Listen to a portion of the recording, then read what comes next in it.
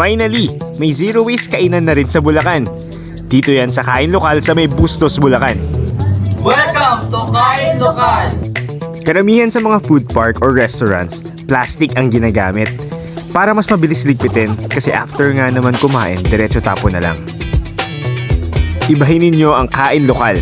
Para makabawas sila ng basura, tradisyonal na banana leaf ang gamit nila at pinapatong nila ito sa ratan para maging matibay at maging plato. O diba? Lokal na lokal.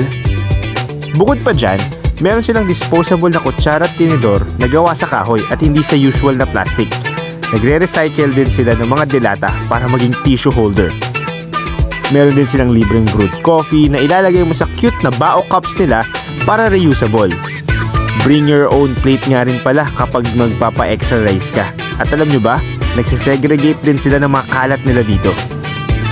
As a zero waste advocate and proudly taga Bulacan, nakakatuwa na may sarili tayong eco-friendly restaurant.